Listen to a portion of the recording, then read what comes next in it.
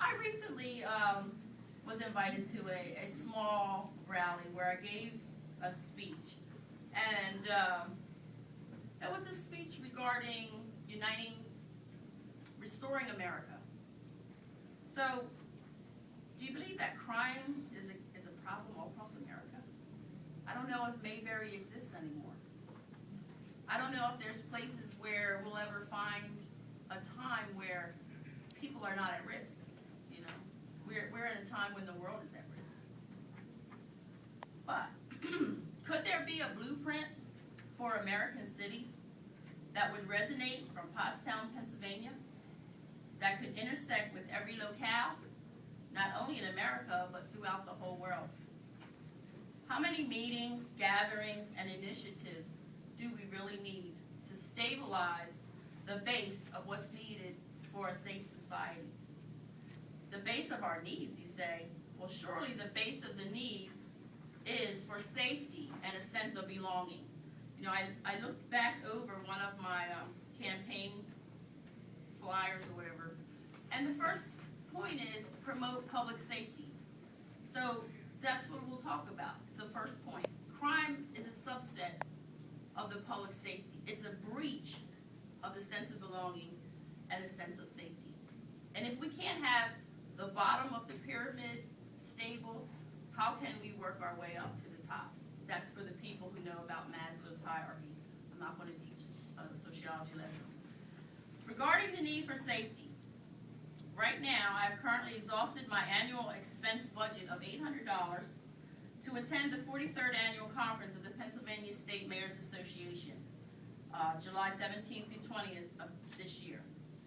Here's an idea of some of the topics that I will be getting up-to-date knowledge: regional policing, municipal grants, mediating municipal conflicts, transportation, illegal drugs and other criminal activities, as well as radar use from the perspective of the Pennsylvania State Police.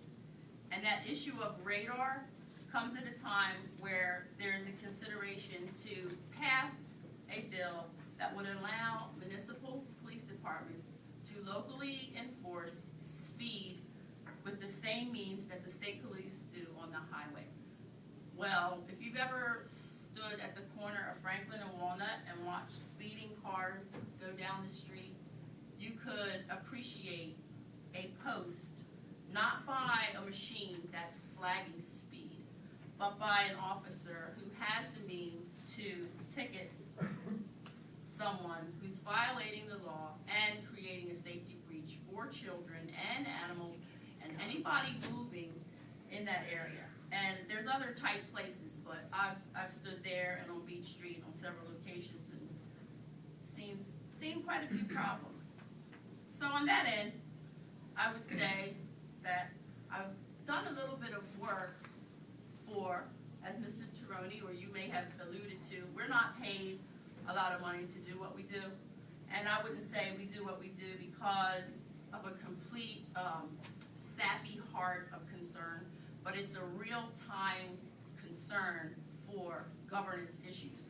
And I'll say governance issues because there's another bailiwick called politics issues.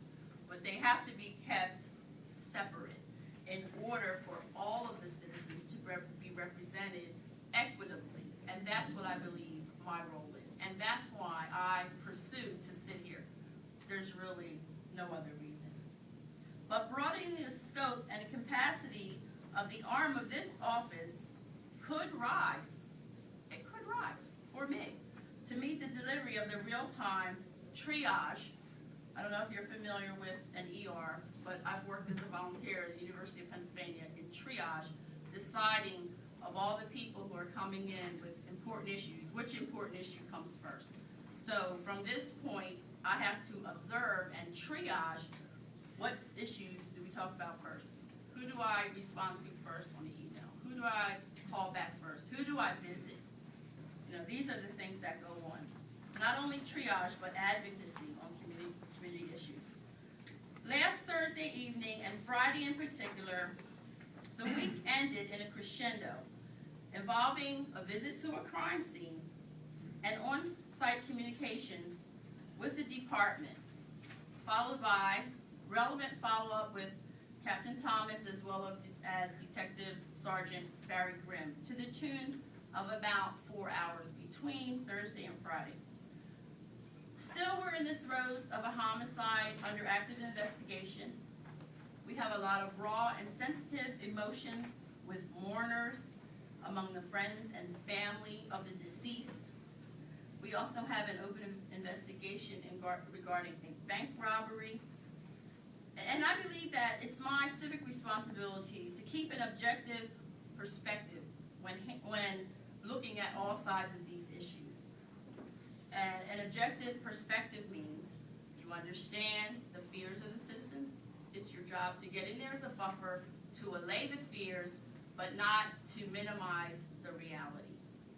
An objective perspective is to realize that it's not only promoting public safety for the sense of belonging for citizens, but also for the police department as well, who comes out to do a job every day where their lives are put at risk, just like going into the battlefront for those who are enrolled in the armed forces.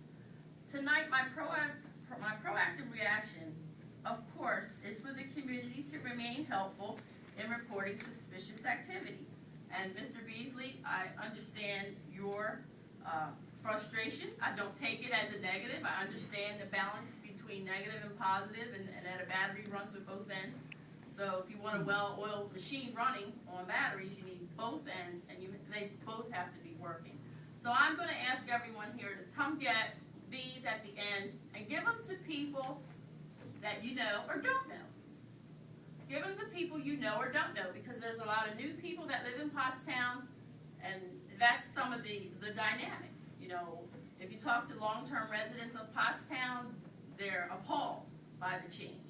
If you talk to people who moved from Philadelphia to Pottstown, they say, I left the city to avoid all this. So, you know, there's lots of different perspectives out there, but we can do our part by sharing the possibilities of new people putting their voice into the problems from the community perspective. So there always has to be a balance and an exchange.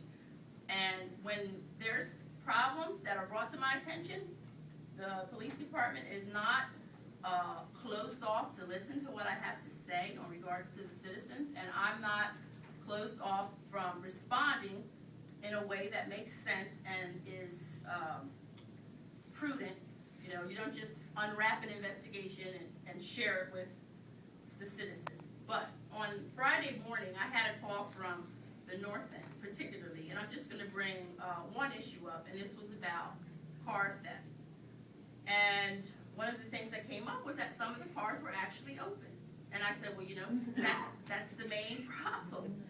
That everyone wants to say, I was breached, I was violated, my car was robbed. And then it's found that the car was actually open. So, yes, there's always going to be a back and forth of each side being accountable, each side being responsible. Okay, so lock the cars, secure the homes. Now, getting on to the respect issue, when we encourage children in proper speech to adults and authority figures, as well as respect for others and the property of others, that's the start of crime deterrence. When we have an active role in trying to minimize bullying, adult and children, then we've taken an active role in crime deterrency. These things don't seem like big deals, but that's how the wheel starts spinning. At this time, what we're seeing is a call to arms. A call to arms for sobriety, and I believe the people of Pottstown are becoming activated to take a stand and to be heard. So, for the expression of First Amendment rights, all for it.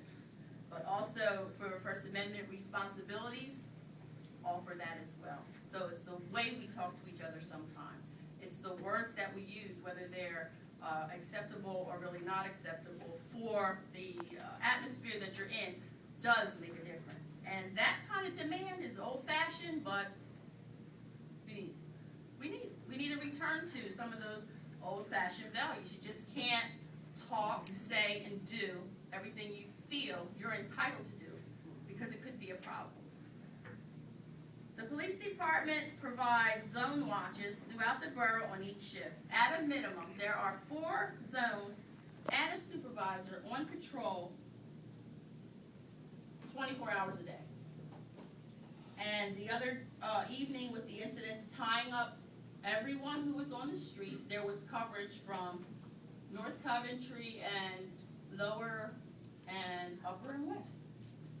So there's never a time when there's not coverage or backup. So I want to make a statement to the fact that many private citizens are using surveillance cameras on their own personal property. I will make a suggestion for businesses as well to follow suit and see their places of business both in an exterior purview as well as an interior purview. We're living in an age where cell phones as well are providing evidence and giving insight into convictions and prosecutions on many types of disturbances. I'd like to clarify my statement on poverty and crime. I believe that poverty is a system. It's a system that encompasses many dimensions. Poor people can fall as a subset of poverty, which is a system. Poverty can be motivational, poverty can be relational, poverty can be spiritual, poverty can be financial, any combinations thereof. So true. Poor people don't necessarily commit crime, and poor people was not a statement that I made. But I will contend that poverty does have an issue, does have a part to play, and I'd like to show you a bar graph which you'll be able to see just on the issue of theft over a 12-month period. The big tall bars, that's theft. And homicide is over here, negligible by comparison. Theft happens when people don't have things that they want and they steal it from other people. And I know that's a preaching to the choir, ABC's type of comment. But poverty is more complex. The issues that lead to crime are more complex. And I take this post as a buffer and as a voice of triage and also a person who's present in the issues. I believe in the Constitution. I believe in the people united. I believe in peace. Many of my initiatives are in the grassroots, kind of subterranean, if you would want to call it that way, to protect the continuity of what's being done and by who.